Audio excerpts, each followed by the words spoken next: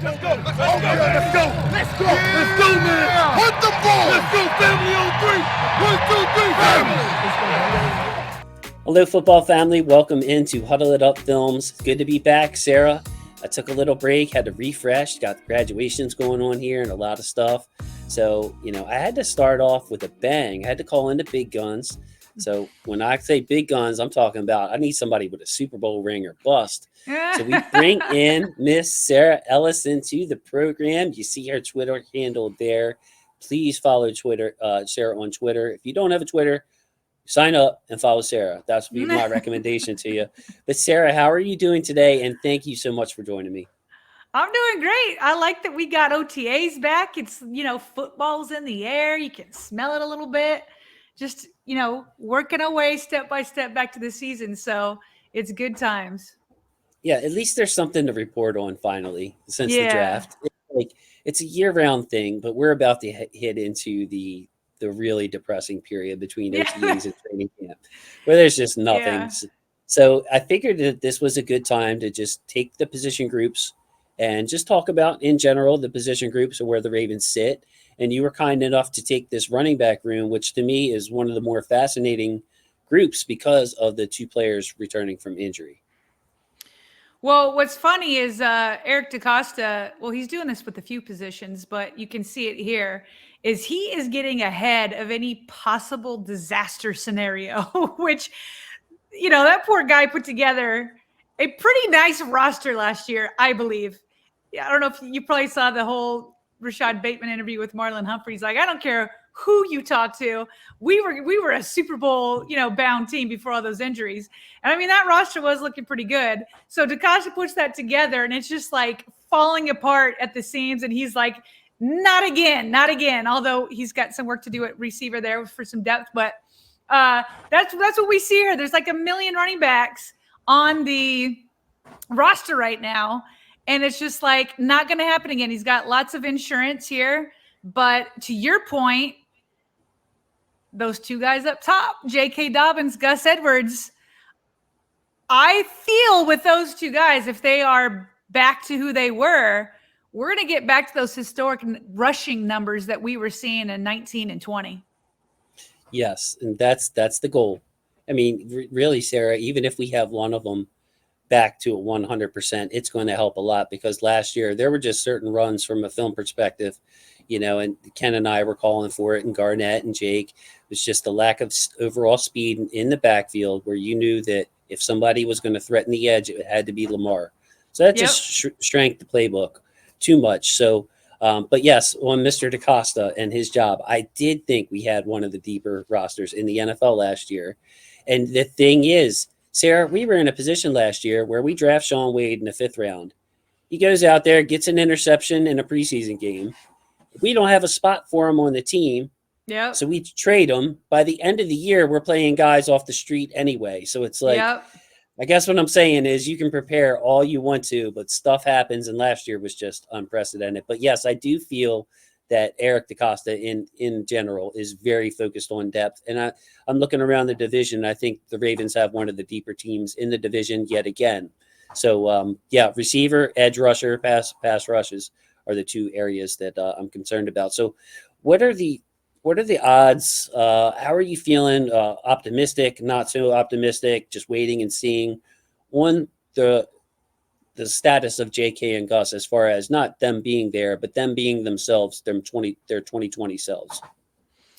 Yeah, well, it's tough to even predict. And you are even nervous to predict when you see something happens with like Stanley, where he's back week 1 and then he's done, or Nick Boyle, where you expect him to be back and then it takes longer than you think. And then he gets out there and he's not himself. So it's scary for sure. I would like to think with these two, both of their injuries obviously happened early. So Dobbins was in the preseason. And Gus, was it right? No, it was at practice, right? It was at practice right after that. Yeah, I think they Marcus were. Peters? I think all three of them, including Justice Hill, were within like a week or 2 weeks. So yeah. So if this all went down in August of last year, and considering their ages, you can't predict off of much more than that unless you're in the training room with them or you're one of the doctors looking at it. So they're probably going to start training camp on PUP. John Harbaugh said that a while back. So they're going to start him there. I think the goal is just to have him ready by week 1. I do not think we will see J.K. Dobbins or Gus Edwards even in the preseason because John Harbaugh seemed to be doubting himself with what he did with J.K. And you saw the heartbreak on everybody, including John, where he was just like, he was talking to Lamar on the sideline. He's like, I just wanted one series with the starters together. That's all I was trying to give you guys. And he was heartbroken. And I think he started second guessing himself. Now it's impossible not to play any starters. I mean, this is 1 and 2. It's impossible not to play any of them because you have to cut down the roster and somebody has to go on the field, you know? So, but I think the goal for those two isn't really for us to see him until week 1. I don't know that we'll see him in the preseason. So it's going to be hard to judge it. Yes. And that's what brings me some just nervousness or whatever is that there's no way, in my opinion, I'll go even stronger. No way we see him in the preseason, especially after what happened last year. And I believe Harbaugh even has made some passive comments as to I'm changing the way I do preseason. And it's a darn shame because Sarah, I like the way that he was doing preseason, whereas most teams were playing all their players for 3 quarters or a half in the third or the next to last preseason game. Harbaugh was giving them like a series in this one, a series in that one, and then a series in this one, just to kind of keep them fresh, get them on the field, get their pregame routine. So it's a shame, but it's good that Coach Harbaugh is looking at different things and really took a hard look in the mirror after that happened. I applaud him for that. So Mr. Dobbins, 6 yards per carry, 9 touchdowns. He scored a touchdown, at least one, in his last regular season games. I mean, this is a guy, Sarah, that I believe if he's 100%, if you want to grab a fantasy running back, I think he'll do well because the Ravens love him at the goal line, even though they have a truck like Gus Edwards lined up right next to him. Yeah.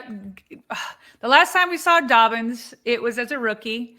And those 9 touchdowns you're talking about was an all-time Ravens rookie record.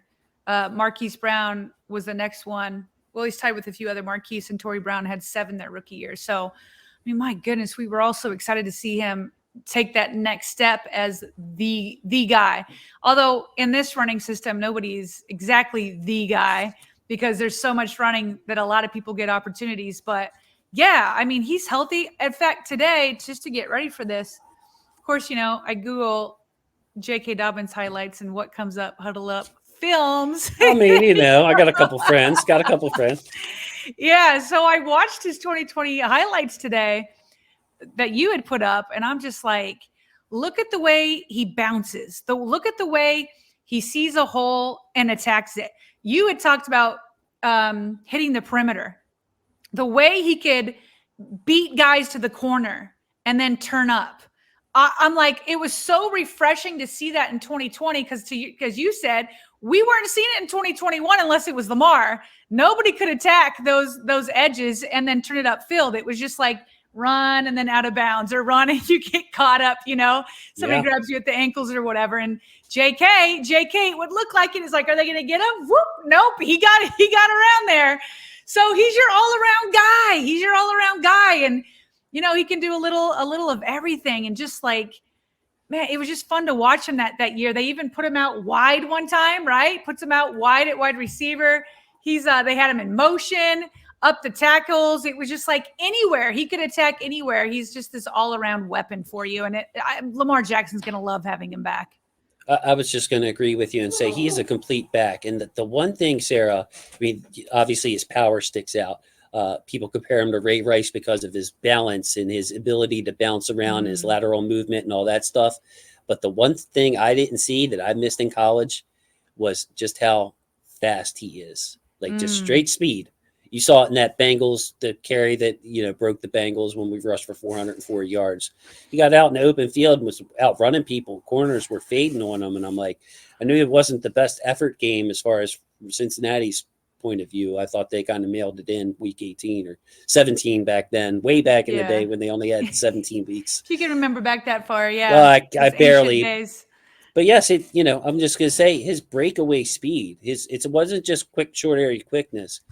He has the long speed too, so I'm looking at a complete back. And man, to have that guy, even if it's just 100% JK for the last month and a half of the season, as he kind of shakes off the rust and builds his muscles back up.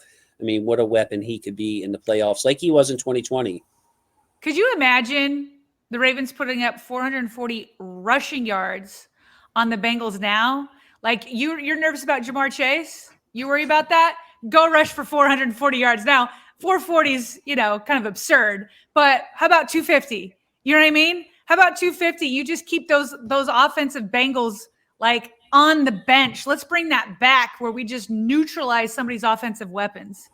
I'm here for it. So here's my one, not concern with JK, but the one thing I'm looking for is his pass protection. Now that's hard for any rookie. And remember in 2020, they weren't even there in person. So, they showed videos of JK looking at the computer and he's trying to figure out, okay. And Ravens had all these beautiful graphics to quiz people on who's coming, who's blitzing, what do you do? But I think it kept him off the field a little bit, as well as Mark Ingram was still here and he was just really good at it. So what I'm looking for from JK is, he's got the body for it. He's got the build for it. Just to be great in pass pro, good in pass pro, good enough, somewhere between good and great, to where he can stay on the field in any down and distance. Because in 2020, we'll transition into Gus Edwards. His performance on third downs was slept on. The Gus didn't have very many receptions, but his pass protection was excellent. So a good 1-2 punch. Is there anything that you're looking for from JK this year? And if you want to transition into Gus, go right ahead. Test your skills. I had something on JK, but then I changed my mind over to Gus. What was I going to say about JK? It's me. Yeah, rambling. I can't remember. No. It's my bad. I started when you said first downs for Gus. It reminded me again, going back to their healthy year of 2020. Gus Edwards had the highest first down percentage in the entire league. And that dude at 30.9% of his carries go for first down. 30% of your rushes go for first down. That's no joke. Listen, Gus Edwards is built for contact. He can do other things, obviously, but that's why we call him Gus the Bus. Just like bring on the contact. I think back in 2020, he was like something like number 4 with yards after contact among running backs, something like that. He just, and I love that about him and JK. Just such a great 1-2 punch. I just want that bus back, and you need a first down. It's like, call in the bus. We got him. Yeah, and remember, Sarah, there's statistics that I need to start writing down because I see them and then they suddenly become relevant like a year and a half later. But right. Remember all the carries he had in a row without a tackle for loss, without taking a negative carry? Like, this is a guy, he set some kind of record, Sarah. It was like he went almost a full season without being tackled for a loss. So You're talking about positive yards. And what I love about Gus, too, is the consistency. This is amazing. I want people to listen in for this. So each year since his rookie year, talking 2018, 2019, and 2020. So over that 3-year span, every single year he had between 137 and 144 carries. Every single year he had between 711 and 723 yards. Every year. So if you want to say what his numbers are going to be, well, I believe he'll have between 137 and 144 carries for about 711 to 723 yards. When we go too high, too low, right on, bro, that's your cue, Sarah. No. That's right on, bro. I was just thinking about putting that all together. Again, that both 2019 and 2020 were historic years. 2019 was obviously bigger in that they led in all history. The 2020 year, they were number 3 in total rushing. And in that year, that was featuring JK and Gus here. And we had 3 rushers, 3 people that were 700 yards or more. And so obviously it was him, JK, and Lamar. So if we can get Gus, your number 2, back at 700 again, I would dare say J.K. Dobbins is going to be up there. I want to see J.K. break 1,000. I think you're going to need to get 2,000 rushing total, from the running backs, and then Lamar probably another 1,000. And we could talk about that if you want when we're talking about running backs. I mean, obviously, I hate the joke that Lamar's a running back, but he always ranks among the running backs. So, but if you can get JK right there, right on, bro, at 700, you get JK at 1,000, which is what Ingram did in that 2019 year, and then Lamar's around 1,000 again. Like this is going to be, it's right back to bully ball. It's right back to bully ball that opposing defenses can't stop.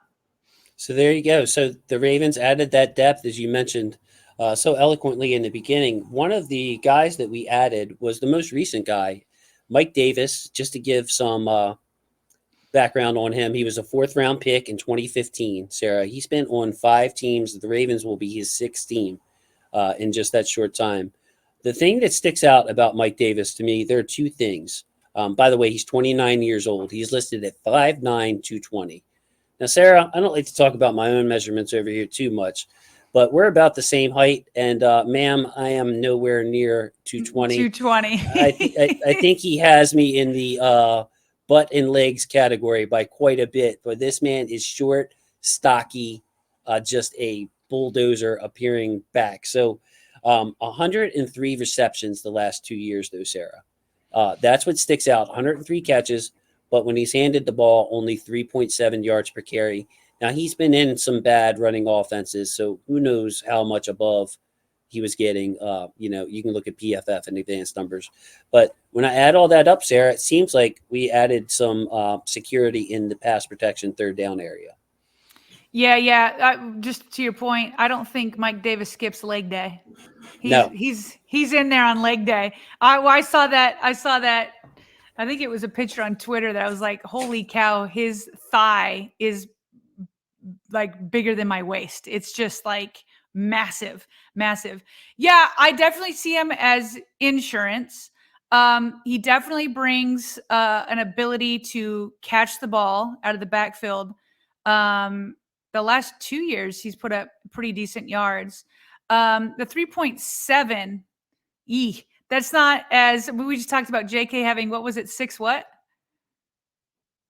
It was 6.0 even, and Gus, by the way, is up above 5 or at least 5. So yeah. But again, like if you looked at all the running backs for Atlanta, they were all around that mark. So it wasn't like he was below the other backs. It was just like, but still, it's hard to justify. It looks like that. his best was 2018 at 4.6. Right. It's hard to justify over 5-6 teams or whatever that to have a 3.7 yards per carry. But you know what? I mean, it's fine insurance, better than obviously what the Ravens had last year. And you do want, I haven't studied his film. I don't know if you've been able to. I haven't studied them that much, but yeah, on 3rd down, you definitely want somebody who's going to be able to take on a linebacker and not let Lamar Jackson get killed. Have you looked at that, his blocking ability on 3rd downs? I have, and he is a very reliable. I would say above average to as good as you want in pass protection, because a lot of it is recognition too. So for what stuck out to me is, okay, he's been bounced around so much, but yet here he is on the tape that I was watching. I forget which game it was, but I mean, he's picking it up from a mile away on his brand new team. And now I went back to 2020 and watched one game there, and it was the same thing. So this guy, I think, will be very, very steady, very reliable. If we are in a situation where just Gus and JK aren't ready, I would expect Mike Davis to have a heavy role on 3rd downs, because it's going to be hard. We'll get into Justice Hill later, but it may be hard for Justice Hill to stick around in that case if Gus and JK are coming back relatively soon. But yes, there's a place for Mike Davis, I believe, on this roster. Maybe not active on game days, but on the overall roster to come in and protect Lamar when running backs inevitably get banged up during the season. Good. Well, then he can help teach Tyler Beatty, because I think Beatty, obviously, I'm sure we'll get to him, but I'd like him to teach Tyler Beatty. Who did we normally have? If you go back to 2020, who was typically on there on 3rd downs? Do you remember? Yes, I kind of mentioned this in passing earlier, but our best pass pro back, it was Mark Ingram to answer your question to start the season. As that season progressed, Gus Edwards, all the numbers screamed Gus Edwards is your best. You're averaging more yards per play on third downs, on passing plays with Gus Edwards in there.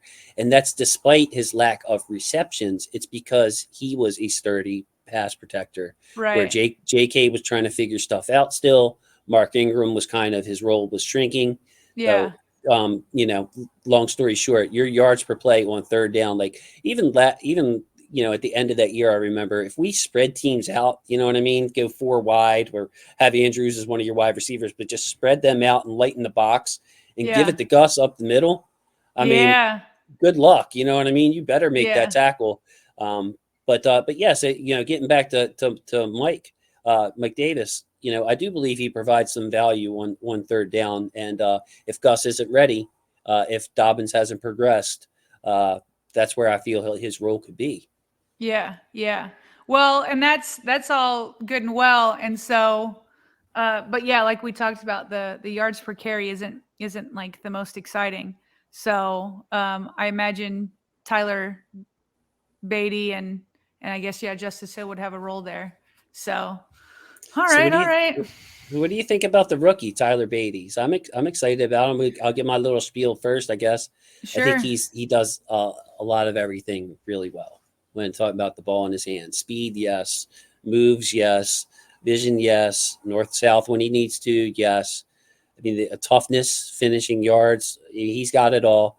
And I told you before the show, I try to lay a little low on this kind of stuff, but I had somebody from another organization tell me, I can't believe they took the local kid from Randallstown who can't pass block. So that was, I'm like, got my hair on my back raised. Like, all right, Tyler, I want to see you go out there and pass block. But I love him as a runner of the football, Sarah. Well, it's ironic that you bring that up because in the latest Ravens Wired from the rookie minicamp, Greg Roman's talking to him at practice. He's like, so can you block? And he's like, yes, sir. Yes, sir. And he's like, okay, because we can't have our quarterback killed. He's like, I already expect all the backs to be able to tote the rock. What I need to know is if you recognize defenses. And he's like, I got you. So I was like, to hear your story, it's like, okay, all right. It's not like Maybe he's going to go up to Roman and say, no, I can't block. But you know what I mean? He was instilling some maybe confidence that maybe isn't quite there. We'll have to see. I don't know. I haven't seen him enough. But I will say I would love it if he could develop that because this guy can catch the ball. I mean, he has the hands. He can move. I mean, he can. Even when he wasn't in college, it wasn't until just this last year that he really got a chance to be the guy. And so he proved that he can run the ball and be that guy despite his smaller frame. We were just talking about those bigger frames. Beatty here is where are we at? Now I was going to interject. 5'8", 197. 5'8", 197. And not only smaller frame, you're talking about not a great team in the SEC. Getting overmatched up front. I mean, imagine these guys playing Alabama, Georgia, stuff like that, trying to block these guys. Right. And here's Tyler Beatty making people miss and dragging future NFL defenders with him. So, yeah, I love what he did. Great point, though, Sarah. In the passing game, see, I could see this being something that we incorporate, hopefully, finally, for once, because I look at our line. Morgan Moses can get out and move. Don't let his age fool you. This guy can get out and move. Linderbaum, obviously, that's what he's famous for. You saw the way Zeitler moved. Stanley's back. Let's just assume for a second. And Tyree Phillips can move. Ben Cleveland, not really his thing, but he's fast. But yeah, I can see Tyler Beatty getting some short little dump off passes because of how reliable he is and how crafty he is in space. It's like as he's catching the ball, he obviously concentrates, but he's already planning out where his leverage is, where they're coming from, what he needs to do first to get them to move before he just goes north and south. So I think that, maybe like if I'm projecting, I'm saying, it's 3rd and 11. We don't want Beatty on the field here. We need a pass protector because we're going to have to go 11 yards down the field. 1st and 10, though, Let's throw the ball. Let's throw the ball to Beatty. Let's have him be the check down. Let's, that kind of thing. So that's kind of where I see him. But I think he could carry a heavy load early on. If things, if the Ravens aren't getting our guys back right away. Yeah, and even if they do come back right away, I still think he can carve out a decent role for himself as a pass catcher. Like to your point, but I do want him to learn that pass blocking so that on that 3rd and 11, right, he's out there blocking for Lamar. And if nobody's open, I mean, always Lamar can go off and make his own thing happen, of course.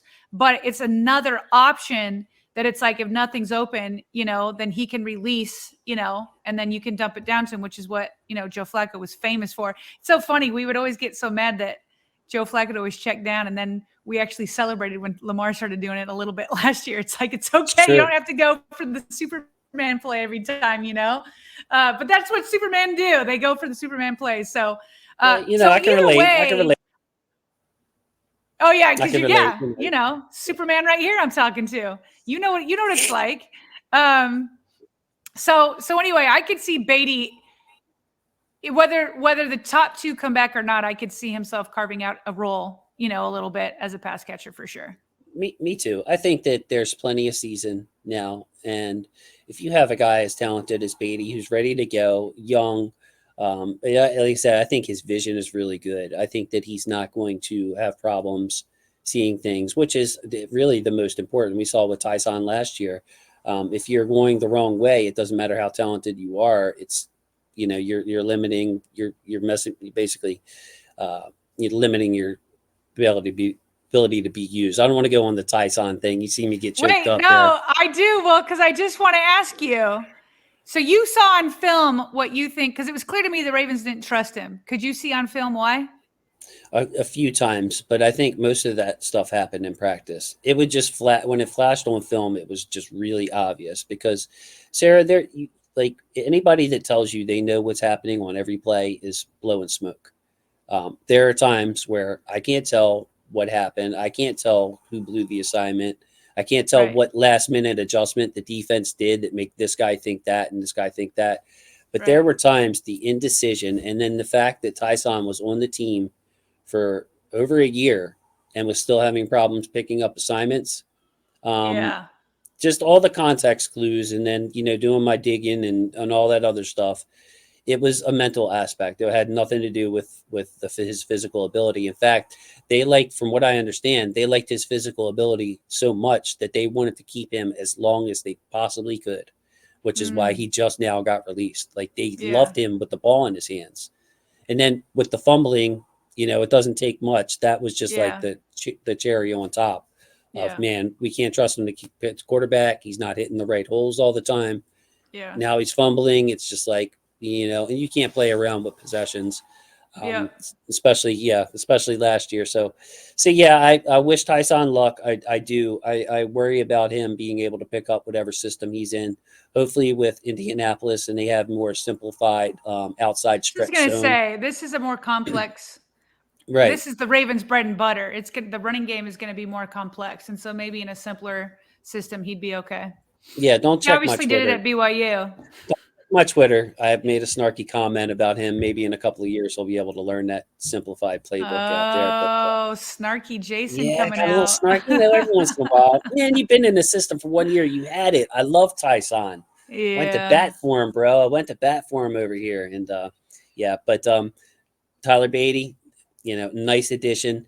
And the last thing on him I just wanted to say is 6th round, Sarah. So I loved where we got him. There were only 8 backs, I believe 8 to 10 backs I had on my draft board because I felt like those 8 to 10 guys were NFL worthy combo backs. They're committee backs, big part of the committee. After that, it was a bunch of the same. So when Beatty was still hanging there on the board, I had him and a couple other backs, and we chose Beatty. I was really, really happy that we added someone that I think instantly improves the room. So 6th round. I mean, how times have changed. Well, there's no, obviously value is like the name of the Ravens draft. It was just like value everywhere, except for I know you didn't love the Tyler Lindenbaum pick, but in terms of value, not in terms of Lindenbaum Yeah, himself. thank you for clarifying, Yes, because I I just do wanted to think he's going clarify to that. Yeah. I mean, Pro Bowler, right? Like that's his potential for sure. I do want to say one other thing about Beatty, which is not on the field related, but just this cool story. Born in New Orleans. Katrina happened. They had to leave. I think his whole house went under. And so they moved to Baltimore, and that's where he went to the Friends School in Baltimore. Played like right next to the Ravens facility.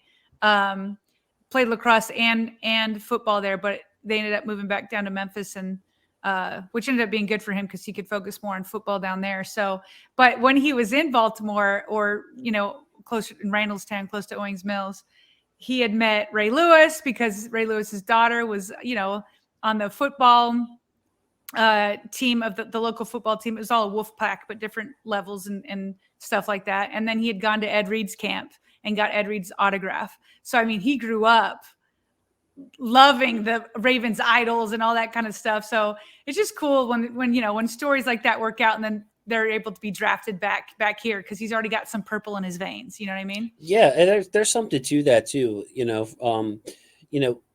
The attitude of the town, the attitude of the fans. He was a fan himself. Like, we pride ourselves on certain things. If you grow up and Ravens are one of your teams, you understand what to expect from a Ravens team. You understand the culture has been there through Billick to Harbaugh to everyone. It's the same, Ozzie, EDC. It's the same people involved. It's the same. The fans love that. Most of us do. We feed off of that. So the fact that Beatty knows what's expected of him from just an intangible standpoint, you know what I mean? Us against the world, that chip on our shoulder that Baltimore always has. Going up against the pretty boys and all this other stuff, and we're the Ravens. Like, he's got that. I do think that there's something to that understanding of what the organization is about. It sounds a little fluffy, but it makes me feel better that he he's a Raven at heart. So I do love that about him. Yeah, makes you root for him a little bit. You root for them all, but maybe just a little bit more. Yeah, and I want to see him lay somebody out on the blitz, man, and pass block. I'm here for that. So I can send that email right back. Hey, how about that kid from Baltimore? You know what I mean? Yeah. Nah, Baltimore's tough. I'm a lifelong Baltimore kid, so there's toughness involved every year. Oh yeah, you know what I'm saying? Oh yeah, got to get that chip. It's called Charm City, but it's tough. Yeah. I've seen Harm City. I'm not sure how to take that. Harm City. That's not really it. We're just hey, DC's here, New York's here. We're like the drive-through town. Nobody. Yeah. So yeah, we got that chip on our shoulder. Blue collar. Yeah. So how about Justice Hill? Tough call going into his last year of his contract. That's what's working against him making the roster, in my opinion, the most. The most, huh? Yeah, because you can reset the clock, or his value is declined. You can't even really probably trade him for much at this point because. Yeah. Well, I think it's more because I think he'll be outplayed. Well, listen, again, if JK and Gus are back, you're not cutting your draft pick in Beatty. You already have Ricard, technically as a running back. So that's 4. So that, to me, maybe it's because Beatty is the rookie, and so you keep the rookie over the guy in the last year of his rookie contract. Right. But to me, he's never, in all these years, he's never really popped out. He's never popped off the screen. Like, there's sometimes Tyson, even in the preseason, even him, that physical stuff popped off the screen, which is why everybody was so shocked when the Ravens wouldn't play him. That's a great point. I never thought of it from that perspective, but people were so hyped up about Tyson because of these moves he was making. I mean, preseason or not, you could see the skill. Do you remember that goal line where he was, just went through 3 or 4, maybe 5 different defenders, and it's holy cow. And you realize that it's not against the starters, but regardless, Justice Hill has been in the same types of games. And we've never seen that. We've never had that feeling. yes, you never in all this time, you've just never gotten this like, whoa, look at Justice. And there's been so many players that you saw that from, even from who was Terrence, the kid out of Towson? West, yeah. Terrence West. Yeah. Even him, there were times I remember being at practice or even at the stadium practice, and I'm like, whoa, like he would like collide with somebody. And it's just like, whoa, you know, or I'm also forgetting the one guy who ended up, who was the one that did Irish dancing?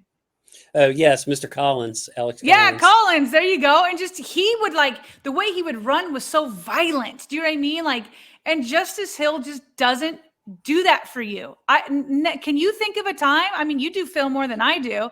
Is there a play that ever sticks out for you from Justice Hill? No, there's a game that sticks out, which was the Steelers game. I believe it was in 2020. I think it was 2020. Basically, it was maybe it was 2019, meaningless game towards the end. But he toted the rock. His numbers look great. He made some nice runs, some nice cuts. But I've never had that. Like, you made me really think about that. That was a great way to put it. Like, Yeah. nobody would be. People are screaming to Justice Hill. I think he can do it. It's not a man. We got to find a way to get this guy touches. Yeah. Did you remember that one play where he did this and that? There's really never been that. And it's a shame because, Sarah, I love the way he plays on special teams, which goes unnoticed. But it's great to have a third back that you can count on for gunner. And, people don't want to hear it, and kick coverage, because that allows you to activate somebody somewhere else who can play on the field. So he don't even have to have any carries, but he can affect the game and save a roster spot.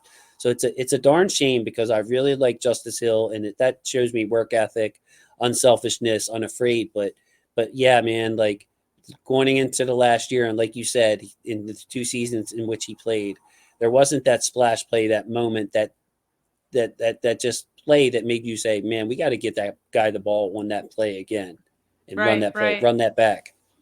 Yeah. So what my hope is for him is that, especially coming off, he was Achilles, right? Yes. A little bit faster recovery. Right. So that is kind of crazy. It used to be that Achilles, it feels like it was like just like this doomsday type injury. And it almost feels like people are coming back from Achilles faster than ACLs these days. Yes, by far. I mean, look at the Super Bowl. Cam Akers came back in 5 months. Terrell Suggs back in the day, Sarah, was considered like the first of the. Wow, this guy's freaky. How the heck did he come back? Right. But yeah, I've been battling with my buddy Ken offline about that. When he's like, usually I'm the pessimistic one, but Ken tops me on his Tyus Bowser stuff, and like Tyus Bowser. So you're optimistic. That's my thing. Is I feel like the Ravens. I know we're on running backs, but the way the Ravens are making moves makes me feel like they are confident Tyus will be back, because you go for a Jabo and really not much left, and I'm sure they're still going to get Houston, but I feel like they're acting as if he's going to be back. Me too, and I expect him to. This sounds like silly. Week 1. You expect Week 1? I do. Okay. I do. I think he plays. If I had to guess, I think for the first month of the season, he's in a part-time role, not full Tyus. Yeah. You know what I mean? To get his his endurance and all that stuff up. But I think that they're very confident in Dalen Hayes' his ability to do a lot of what Tyus does, and that's the guy that a lot of people are thinking about. But we were talking about coverage and just a strong bull rush. Like, don't sleep on Dalen Hayes' ability to get pressures at the very least. So, but yeah, that to me, that did signal that too. You drafted Jabo and not another guy. You could have had a couple of other edge players that would have been ready to go right away. That kind of signals confidence in it and into me. But yeah, I do. I know we're on the running backs, but I feel like Tyus will be ready to go. The one little incident, and as somebody with a scout's mind, I pay attention to everything. But they had the players coming in, and they showed Bowser coming in. Do you remember this? It was like a welcome back to the building, and they showed on Twitter, hey, here's of course, Marlon coming in and hello and cheesing it up, right? So Tyus comes in, and if I have I can't show it because it's Raven stuff. But he basically went to pull the door, or something was happening, and he had to step back real quick and step back up. And it was like me or you do it, like more graceful than you and I could have did it. It's like, Mm. wait a minute. That tells me that he's trusting this thing. Like it wasn't a hold Yeah. on, let me back up. It was like a reactionary, like, oh, what? Oh, okay. Like, whoop, whoop. Oh, Yeah. yeah. Yeah. It was Yeah. one of those that he did it. And I'm like, wait a minute, how overthinking it. Yeah. But I don't No, know no, what it no. is. I don't think you are because Ryan Mink and Garrett Downing has been saying the same thing on their pod. That just Really? like they've seen him. And they alluded to the same thing. Or maybe it was, I don't know if it was the rookie one, but it was back when they came back for conditioning, the strength and Okay. conditioning program, which is even a couple weeks before then. And they were like, even back then he was walking smoothly. He Yeah, didn't it was need kind of like a odd. boot or yeah. It was like, I don't want to say he was dancing up to the thing, but he had like that little swag in his, like, it was just a Yeah. body language thing to me that he looked kind of ready. So fingers crossed because we need Tyus. But yeah, Justice Hill, I think that because of it was so long ago that he's going to be 100%. We might see a lot of him in the preseason, Sarah, Oh to yeah. see if we can get something for him. That was going to be my point. I said my hope was going to be that JK and Gus is fine, and that Justice Hill has just an amazing OTAs, training camp, and preseason because he is going to work. We're going to see him. We're going to see Mike Davis, and we're going to see Tyler Beatty a ton, if not dominate. Yeah, those three. Is it 3 preseason games now? Right. It's going to be 3. Yep. 3. And so it'll be those 3 guys. Let Justice Hill go off and then let the Ravens guys be healthy. And then I'm sure Justice Hill will get picked up. This is a big preseason for him, and I hope he kills it. You know what? I feel like there's going to be another back that's just going to be a workhorse that we're not thinking of. I think Nate McCrary's still on the roster. Yeah, you're right. You're right. But man, I don't think they want to mess around with Mike Davis or even Beatty too much after what happened last year. It's like, I mean, I guess it depends on Gus and JK, of course, all of this. Yeah. But man, it's just nervous times here, man. I saw what you saw with Coach Harbaugh in those clips. I was glad that the Ravens released them. It was a moments of self-reflection and doubt and him just getting the honest feedback. And then, of course, JK, like some kind of tweet about resting your guys in the preseason, why over a meaningless game or something like that. So, that couldn't have made Coach Harbs feel very good either. I mean, it's just yeah, bubble wrap them. Long season, 17 games. That's right. Plus. That's right. Yeah. Yes. Add the plus. Add the plus. Plus. So, Sarah, where would you, I don't know, I'm just going to final thoughts. Like, what do you think about the running back group as a whole? Like, go ahead and bring us home. Sum it up for me. Yeah, so 1,000 feet up, we just need to remember this is the Ravens' bread and butter. This is what separates them. It was what makes them unique from the rest of the league. This is it. So it has to be good. It has to be good. I know going into last year, we were all predicting that Lamar might not hit 1,000. He didn't, but because he was injured, he got 700 and whatever, and he missed how many of the last games? Was it 4 or 5 of the last games? Yeah. I think he's going to hit 1,000 again. So I think with him, and if these guys between these running backs can total 2,000, we're back in that 3,000 category. We're dominating games. I think Eric DaCosta has done everything I could ask of him to reinforce this offensive line. The offensive line is going to be the linchpin, and Ronnie Stanley is the linchpin of the offensive line. So I think that the offensive line will be better. I think, as you said, oh my gosh, these pulls with Linderbaum. Have him pulling, get out in space. Let's do this. Let's attack. Let's just take the spirit and the soul out of defenders by the time the fourth quarter comes around again. Like, that's what this is. That's what we need to get back to. And then in the passing game, it's just going to be, that's why we need the Tyler Beatties. The wide receivers, I still think Eric is going to get another veteran. And it's going to be tight end centric. And then Rashad Bateman. And then hopefully some of these running backs can also get some of the receiving yards.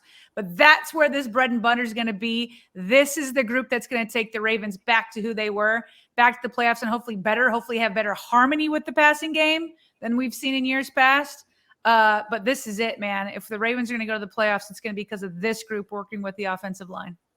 Yes, and looking at the whole offense as a whole, because we just kind of got to go there now. Like, I have no problem. It fired me up when you were talking about just taking their soul away at the end.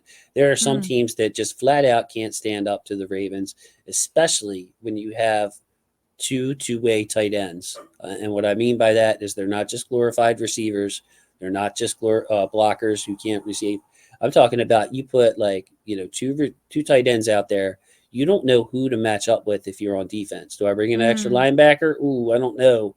You get too heavy, they beat you in the passing game. Do I bring in a safety?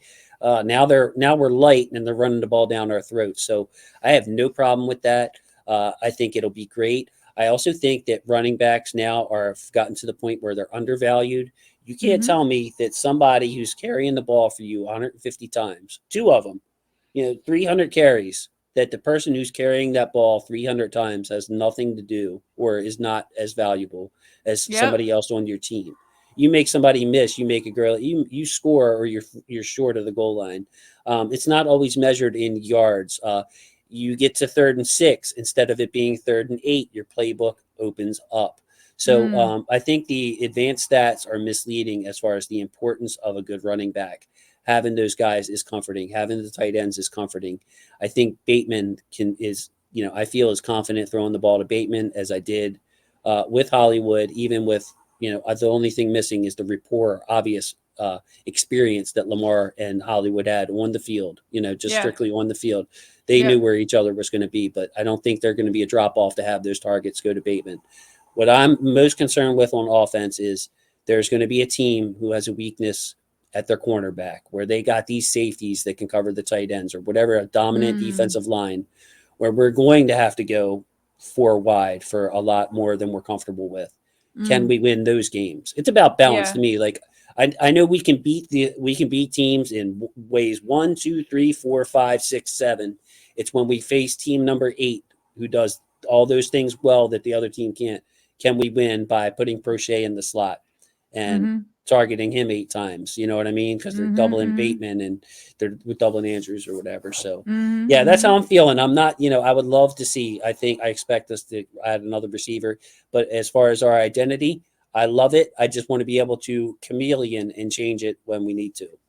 I agree. That's why when 2020 ended, that was the downfall.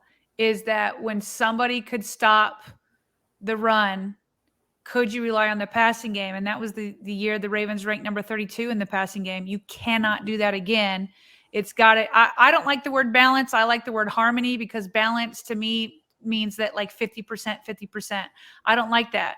It's not about just the pure you run 50% and then you pass 50%. It's, can they be harmonized? You think of like a chord in music.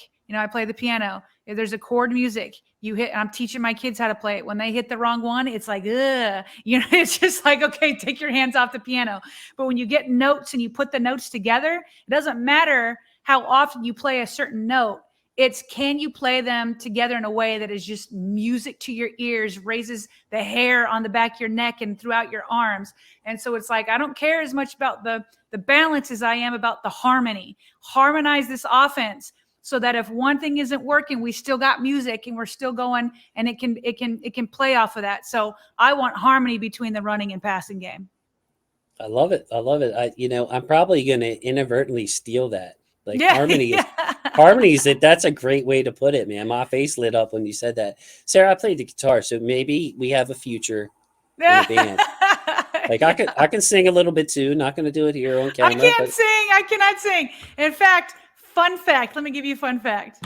Back in the day, being silly before I was married and had kids, I tried out for American Idol, but to be one of the bad singers. You remember back in the day, they used to highlight all the bad Sarah, people? come I did. on. I did. I didn't get through, though. I didn't get through. I couldn't even, Jason, I put together a 1980s/1990s TV show medley. This is Okay. beautiful because I know And these theme songs. I had Full House in there. I had actually, this is where I stumbled. I had Fresh Prince of Bel-Air. I tried to put in a little rap and I stumbled and they were like, "Thank you." And I was like, "No, I've gotten through like 2 of my songs, like in my medley." And they're like, Thank you. And I was like, okay. You know what the hardest You know? line in that is? The license plate said fresh and it had dice in the mirror. Yes, I didn't make That's it a that hard far. thing to say, dude. That's tongue Yeah. twister. The license Hey, plate in said my fresh and it had dice in the shower, mirror. you just said it really nicely. In my shower, I can do it really well, but in front of the judges, I didn't have what it takes, Jason. Well, does I it? didn't have, I couldn't even fail at failing. That was my That's problem. terrible. Dare I say, that song slaps, Sarah? That song slaps. Oh, Will boom. Smith song. Yeah. There you go. Yeah. I got you. Got me. Thank you. Thank you. But yeah, so Sarah, American Idol reject. This is wonderful. This is wonderful. But you got a strong set of pipes. See, I imagine that, you know, I was a singer-songwriter. I got actually, I'll show you. You want to see this handsome young guy? It's a good thing. Oh yeah. What? Yes, sir. Holy moly. That doesn't even look well. Now I see it. Yeah. It's the angle with those eyes. Oh my goodness gracious. Yeah, a little heart throb over here. I was. There we go. So with that, football family, let's Yes. get back on the professional level. And I want to thank everyone. Sarah, thanks so much. I could always have a lot of fun with you. And this summer, hopefully we'll be right on broing. Okay, we'll get back and do a right on bro and do that because that was a lot of fun last year. That sounds good. Have the question. So, Sarah, thank you so much for joining us. Is there anything that you wanted to say to, just to where people can find you or what that kind of thing? I'm just on Twitter. That's it. Sarah Ellison. I'm at SG Ellison on Twitter. Give me a follow if you'd like to, and unfollow me if you don't like my stuff. I get it. So I'm not for everybody, It can be a wild place out there, but Sarah is very professional, level-headed, and she takes her time, and then people just gravitate towards Sarah, and then your comments get a little wild. That's what I noticed. Your tweet themselves are very tame and direct and to the point, and you make your point. And then, but the people love typing. They love arguing under your comment. It's interesting. Yeah. Sometimes I don't need all those mentions, but I try to find the people who like to have discussions. So I do try to tweet back and forth, but I can't do it with everybody because I'm not trying to fight. I'm not trying to I don't like to try to win on Twitter. Everybody's just out to get everybody. And that I don't like to do that. I typically just try to find people that have legitimate questions or legitimate comments and just have a nice back and forth with some people that might be a little bit more willing to listen or just, have a good conversation. So I do try to go back and forth, but if you're looking to get into a back and forth trying to win on Twitter, that's not really my thing. Yeah, that's me too. Yeah. I the people who jump in right away for an hour or two, I'll respond and thank them and, give my thought on their thought. But some people are just there to, you know what I mean? It's not about you. You know what I mean? It's about I got you. Continuing something else. So yeah. So I appreciate everybody joining us. Thank you to our football family. I love my football family. And with that, Sarah, it's time to say goodbye to people. Thank you, Jason. Talk to you later.